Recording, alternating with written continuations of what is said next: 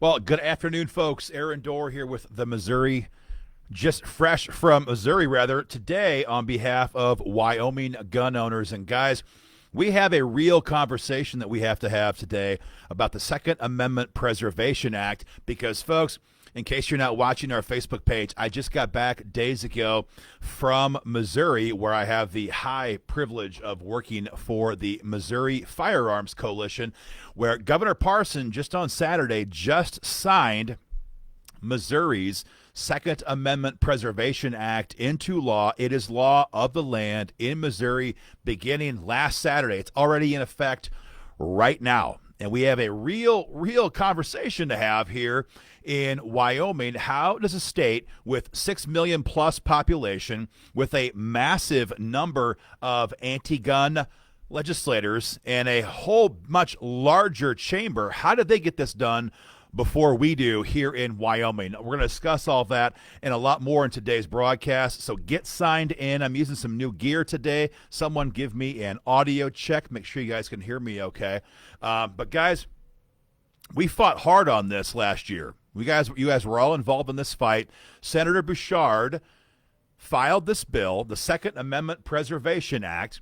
And if SAPA becomes law, when SAPA becomes law, what it means, very simply, is that federal gun control, federal executive actions, federal regulations that deal with guns are null and void here in Wyoming because they're unenforceable by Wyoming sheriff's deputies, Wyoming state troopers, Wyoming city cops. There's no use of Wyoming resources that can be used to enforce federal gun control. I see Tom James says my audio is good. I appreciate that. Good check on the mic. I appreciate that, guys. Okay. So, and what we heard all session from our pro-gun Republicans, especially in the Senate, but both chambers killed the bill. What we heard all session from our pro-gun Republicans was that, this is just too extreme. This is too extreme. The feds won't like it. Yeah, no kidding. The courts aren't going to back it up. This is just a problem. We can't do it here. It's too extreme, and we're not going to get this done. And I just want to be very clear on what happened. Again, just Saturday in Missouri, Governor Mike Parson signed the bill into law. It is already law of the land in a state with 6 million plus people and a tremendous number of anti-gun Democrats. And our pro-gun Republicans in Cheyenne, well, they killed our bill. Joey says your sound is good. All right, I appreciate that. Again, guys, I've got a brand new system here, so I'm just testing out my audio. And so here's the deal. We have these people who tell us how pro-gun they are. We have all these people in Cheyenne who say every election cycle they're pro-gun. But here's what happened with SAPA this year. And we're going to kind of paint a tale of two states here, because in case you haven't seen the news in the last couple of days, the Department of Justice, Joe Biden's DOJ, Merrick Garland, the very people who are trying to disarm all of us, are having an absolute conniption fit. They are melting down about SAPA law in Missouri. And they fired off this 6.5, 7-page long attack document, which was leaked to the media first, very predictable, basically telling the state of Missouri, don't you dare try to circumvent our authority when it comes to gun control. And when you see, I'm going to give you some of these responses, some of the replies from the governor in Missouri and the attorney general in Missouri, and you just tell me how it's possible that these guys have such courage when here in Wyoming, our governor is fighting to implement Juneteenth holidays, right, for Friday. And we have an attorney general, Bridget Hill, who is suing or coming after and attacking Wyoming gun owners because of our work in fighting for the Second Amendment. So the DOJ, they come out and attack the heck out of this bill, out of this law. They attack the governor. They attack the legislature. They attack the bill. But let's be clear, they didn't have to do that here in Wyoming because the Republicans attacked the bill. Senator Hicks attack the bill. I want to draw your attention to the amendment that was used in this fight. It's on my screen here right now. Okay, so Senator Hicks runs an amendment onto SAPA, which eventually passed. And so what Senator Hicks did was took a bill, this beautiful piece of legislation, and he took a sledgehammer to it. And he took out all the teeth, all of the enforcement mechanisms, and all of the real guts of the bill. See, this is how this works. Senator Hicks, Senator Docksteader, Senator Driskill, Senator Nethercott, almost all of these senators, they don't have the balls to vote no on the bill because they know what's going to happen. Instead, they run amendments behind closed doors, ram them through the floor, and they negate the entire impact of the bill, of the entire bill. But then they can say, oh, well, we voted for this. I was a yes vote on SAPA. I was a yes vote. So the amendment that was run this year, this was amendment number 2. This was run on March 24. Senator Hicks was the key sponsor. And so what his amendment did was remove all the teeth. Now in Missouri, if somebody violates SAPA, if the St. Louis PD, for example, violates SAPA and enforces federal gun control against a gun owner in St. Louis, in Missouri, that gun owner could sue the department for $50,000 per occurrence. No waiting for the AG to intervene. No waiting for some other agency to intervene. You could simply, on your own authority, sue them in civil court for $50,000 per occurrence. They take 5 of your guns. That's a $250,000 payout. They take 10 of your guns, it's a $500,000 payout, and on it goes. $50,000 per occurrence. That was the teeth that we got into the bill in Missouri this year. In Wyoming, with Senator Hicks's pathetic amendment, the teeth were as follows. The Attorney General, Bridget Hill, not exactly a champion for freedom, Bridget Hill would analyze federal gun control laws, federal executive actions, federal regulations, and decide if she thought they met constitutional muster. And if she thinks they do, that's it. Screw you, gun owners in Wyoming. If she thought it was a problem, she could then pass it on to Governor Gordon. And if Governor Gordon thought this was a real problem, he could then be a big tough guy, exercise some courage. They don't exactly do profiles and courage profiles on our governor, do they? But Governor Gordon could then do an executive order urging or instructing our law enforcement officers to not carry it out. But that's the whole thing. There's 2 separate steps here. If the Attorney General thinks it's a problem, she could maybe, possibly one day tell Governor Gordon. And if Governor Gordon and his political handlers thought it was a problem, he could maybe someday tell state agencies to not enforce this gun control. You see how bastardized this is? Do you see how pathetic this is? See, this bill was destroyed by Senator Hicks not to protect your gun rights. It was done to protect the careers of anti-gun Republicans and anti-gun Democrats in the legislature.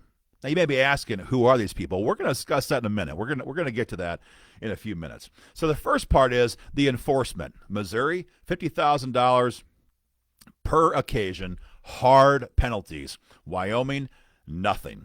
But the second big difference between Missouri and Wyoming, and again, I was involved. I led this charge in Missouri all session. Just got back from the bill signing a couple of days ago. So the other example here, the kind of the parallels these 2 states, is what happened in the last couple of days of session. So in Missouri, I was on the ground in Jeff City for that most of that last week. Senate leadership. In Missouri, that's Senator Schatz and Senator Roden. We call him Rodent, but it's just the way it is. I didn't pick his name. His mama did. They came to the sponsor, Senator Burleson, and he was on our show last night. You might have seen that. And they tried to browbeat him and harass him and attack him and say, you have to water this down. You have to agree to put some version of gun control in here, or else your bill is going to die. And the same thing happened in Wyoming. Senate leadership, Senator Ogden Driskill, Senator Docksteader, all these chumps go to Senator Bouchard, and they said, you're going to have to water this bill down. And in this case, there was no difference. Senator Burleson in Missouri said, kiss my backside. Senator Bouchard here in Wyoming said, you can kiss my backside. So in that case, we're the same. But this is what happens in Cheyenne all the time. We're told we have these pro-gun Republicans that want to fight for us all the time. And the reality is, you've got a handful. You've got 5 or 6 that you can count on. But of the other dozens of Republicans in the Senate in particular, they're pathetic. They're worthless. You cannot count on them at all. And so when push came to shove in Missouri, we held the line. The conservatives in that chamber held the line, and they said their leadership team, we're not going to agree with this. In Wyoming, they held the line as well, and so leadership goes to Senator Hicks, who is leadership, and he runs this hostile amendment. And so again, he destroyed the bill, but I want you to understand the real, the deviousness of this. You see, they didn't just pull the bill off the calendar. They didn't just decide to refer it back to a committee and kill it officially for the year. What they did was they ran the amendment, which passed, and then they passed it out of the chamber so they could then tell you how pro-gun they are. And then the real pro-gun leaders in that chamber, many of them, like Senator Bouchard, the bill's sponsor, he voted against the bill because then it became a terrible piece of legislation. Because once it was watered down, all it's going to do now is protect the careers of the politicians in Cheyenne. It will protect your gun rights. But see, this is how this works. So now you have Senator Driskill, Senator Docksteader, Senator Hicks, who else? Senator Nethercott, all of these anti-gun Republicans out there saying, oh, no, I'm pro-gun. I voted for the bill. It's Senator Bouchard, Senator James. These are the kind of guys, these are the real problems. That's how devious these people are. That's the games they play. You literally can't trust a word that comes out of these people's mouths. You can't trust a word that comes out of their mouth. So on the amendment vote, I'm going to read off a list of names here.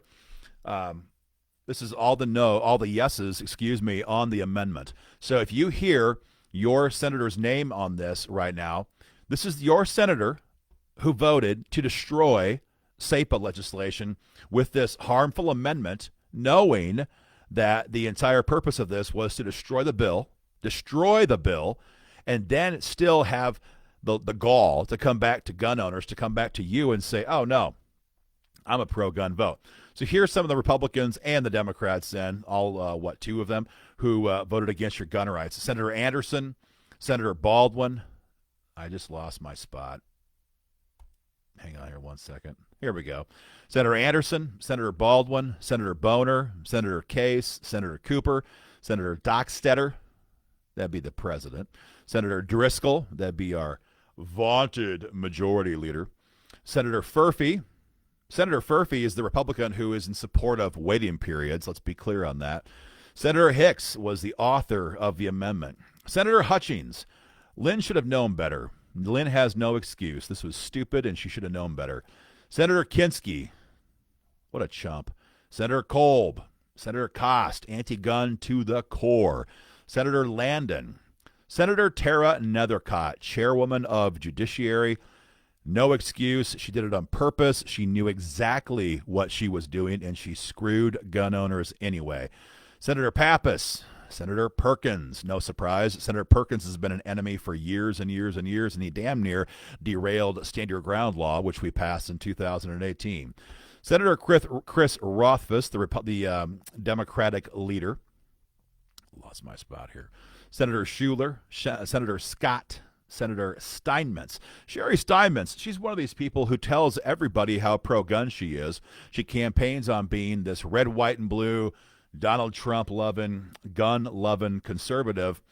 She falls apart every single time gun owners need her. And last but not least, Senator Wasserberger. He has been nothing but a waste of space when it comes to gun rights for years.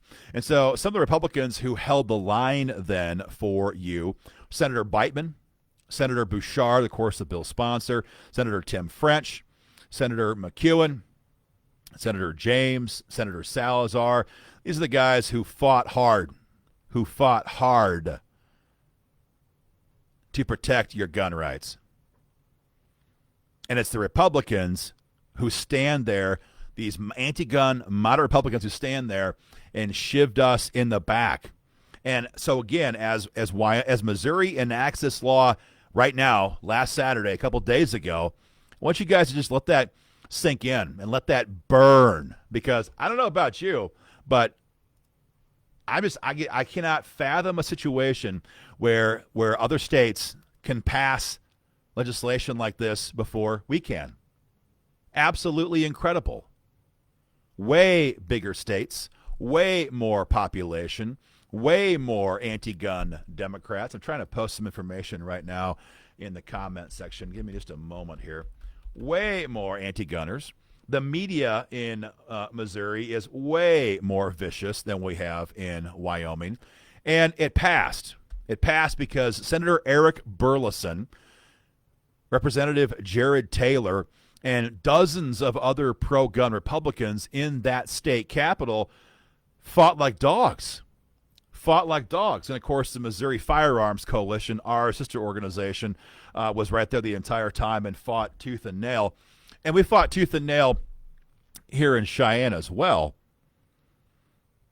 But what we have is way more anti-gun Republicans who masquerade as conservatives at election time. And they stab us in the back over and over and over and over.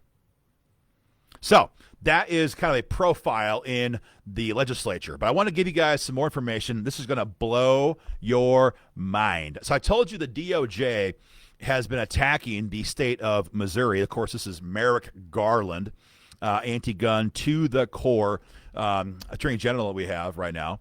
Total miscarriage of justice. That's all this guy is capable of providing for Americans. So he has his attorney general assistant do a hit letter on the state of Missouri, and he tells the governor basically to sit down and shut up.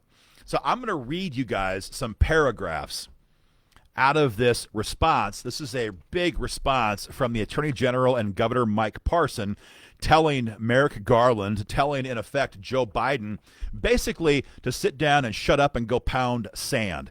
And I want you to listen to the words on this letter, in this letter, and ask yourself if you can possibly imagine hearing Mark Gordon talk like this. Could you possibly imagine hearing Bridget Hill, our Attorney General, talk like this? This is going to blow you away. I'm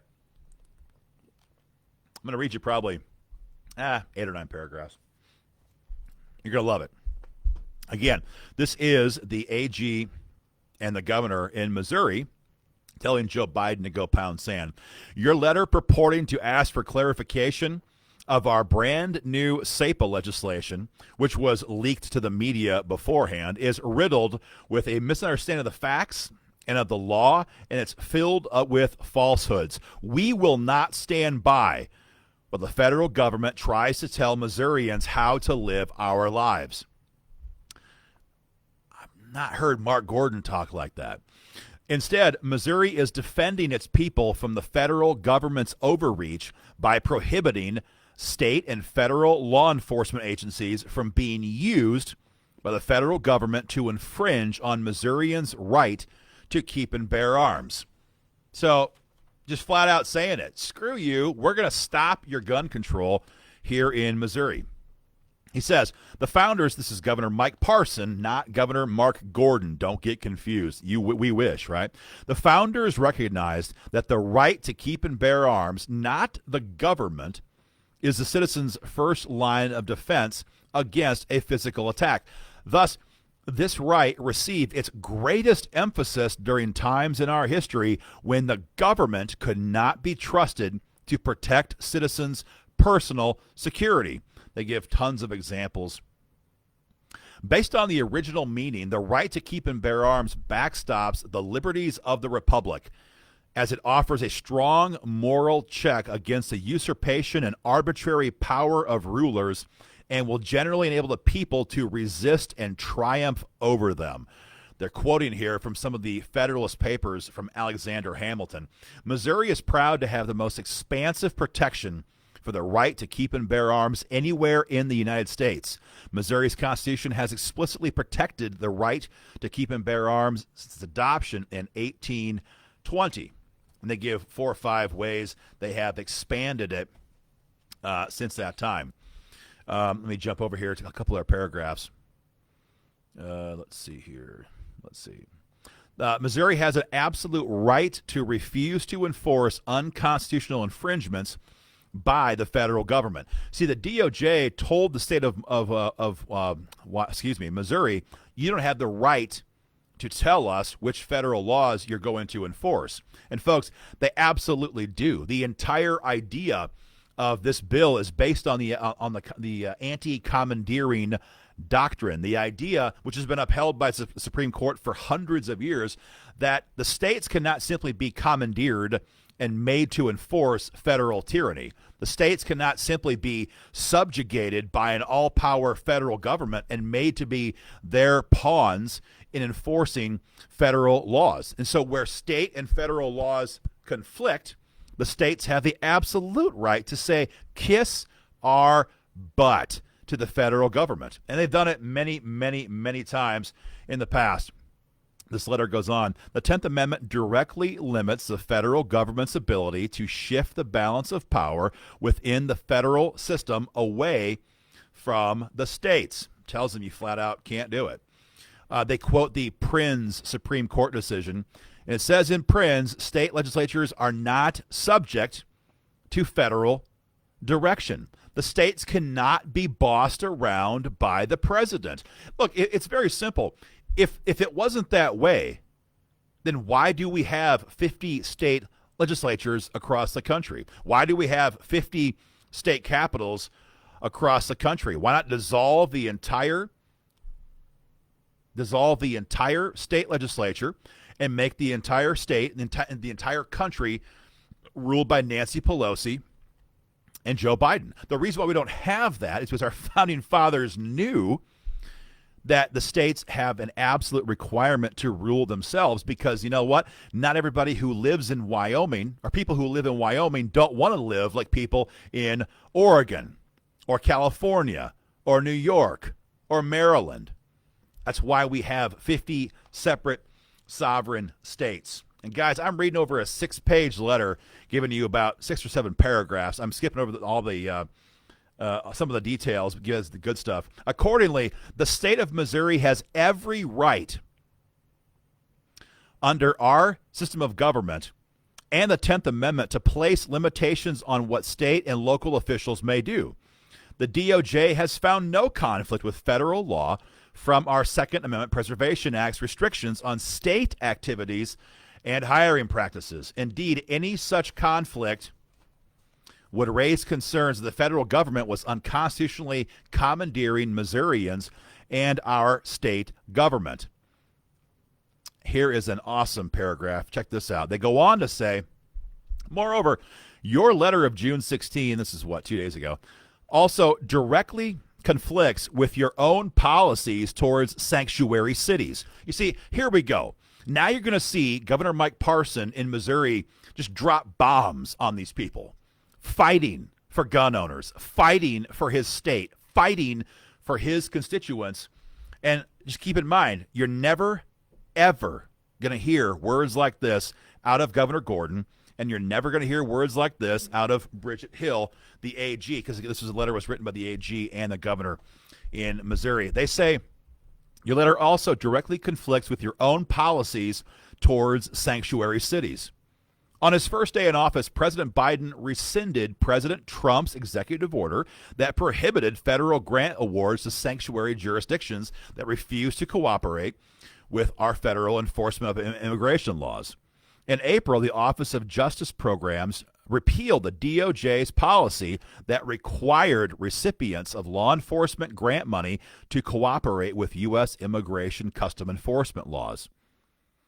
President Biden and the DOJ had instead rewarded states and cities that refused to cooperate with enforcing constitutional immigration laws that protect our citizens against foreign threats. But now they attack Missouri for refusing to cooperate and enforce your unconstitutional gun confiscation laws that put our citizens in danger and degrade our rights. You cannot have it both ways.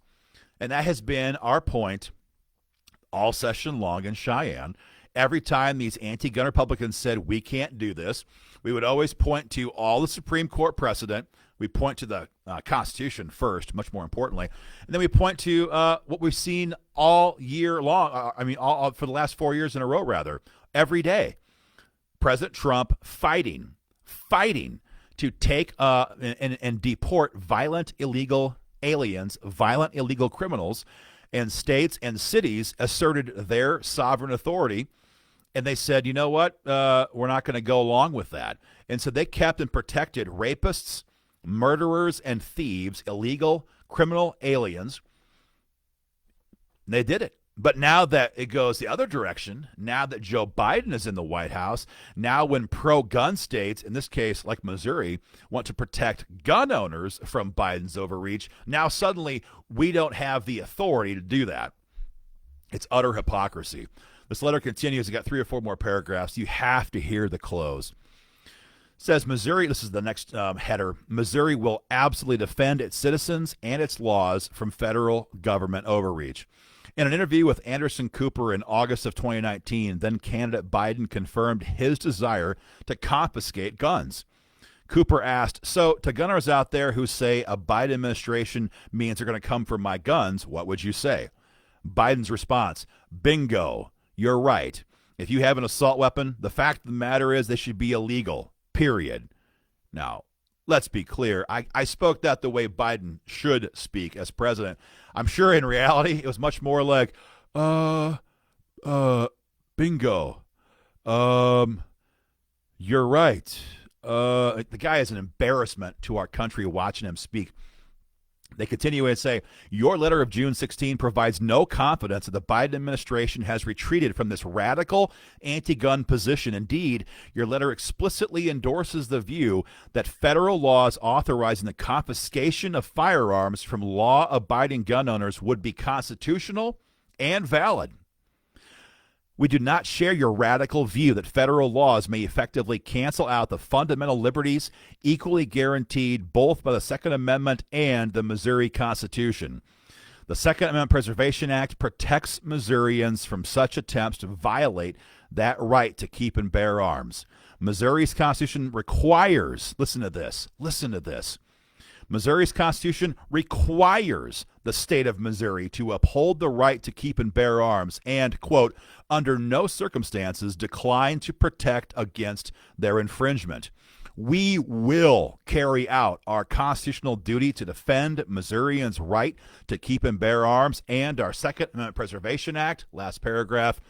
We will fight tooth and nail to defend the right to keep and bear arms protected by the Second Amendment, our Constitution, and SAPA legislation, and we will not tolerate any attempt by the federal government to deprive Missourians of this critical right.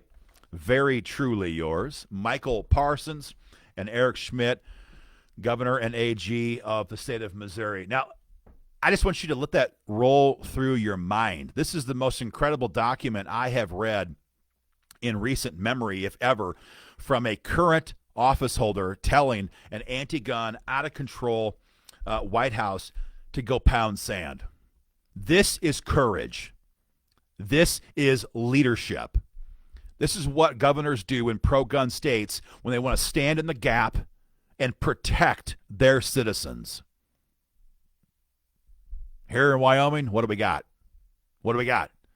We have an attorney general who is coming after this organization. In case you've missed our previous emails, we're currently in a federal lawsuit with the attorney general who keeps trying to shut us down because of your effectiveness at election time. We have a governor who has done almost nothing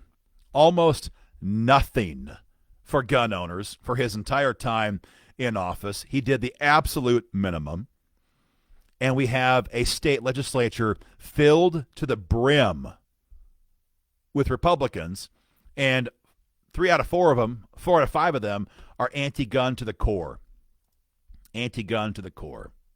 Now, the point of this is not to get anybody depressed. The point here is that we have a lot of work to keep doing. The members of WYGO are freedom's absolute fiercest defender in this state. You always have been. We always will be. And the point here is that we have a lot of work to do. We made a major advancement in this fight in the elections last year. Everyone knows that. And we're going to keep doing that. That's the point. We cannot give up and cannot give in, because let's be clear on this. The first DOJ regulation outlawing pistol braces is well on its way. It's already been published. It's already on the ATF's website. It's already open for public discussion. We've asked you guys to leave comments opposing this. This is already happening. It's already happening. And in Missouri, if this goes through, if the ATF does this, if this becomes the new regulation, in Missouri, no Missouri troopers, no Missouri city cops, no Missouri sheriff's deputies will lift a finger to enforce it. If they do, they're going to lose their job, and their departments, are going to be hit with $50,000 lawsuits per occurrence. So in Missouri, there's a major level, a layer of protection around gun owners. Not here in Wyoming. Not here in Wyoming. Here we have been left to twist in the breeze because of who we have in our current leadership team in the House, in the Senate, and the governor's mansion. And that's the point. We have to continue to fight harder than ever before to make sure these guys know that we're not going to rest until our gun rights have been protected. We're not going to rest until we have SAPA. We don't want some watered-down piece of crap. We want real SAPA law with teeth, the kind of legislation that we drafted this year. And if these guys don't want to do it, that's okay. You guys have the absolute right to find somebody who will. And that's what WYGO likes to do. Educate gun owners and give you guys the information you need at election time to hold people accountable. Help us out, guys. Sign your petition here. We have a petition there in support of SAPA. It's in the comment section. I'm going to pin that right now. There, it's been pinned in the comment section. It's also above this broadcast. Sign your petition. If you're not yet a member, if you're still not a member of WYGO, I'm not sure what more you need to see. We're in the fight of our lives right now, trying to safeguard our freedom. We're in the fight of our lives with a federal lawsuit against the state of Wyoming, and we're holding the line against all these anti-gun moderates who are trying to whittle away at your gun rights every single day during session. So get involved today, guys, and share our video far and wide. I want everyone in the state to realize this contrast. You have Missouri over here fighting. You have Wyoming over here betraying. And there's never been a more clear difference than what we saw here today and last week in Missouri, guys. Share our video. Share our video. We'll keep you guys informed, and thank you for your time. Have a great day.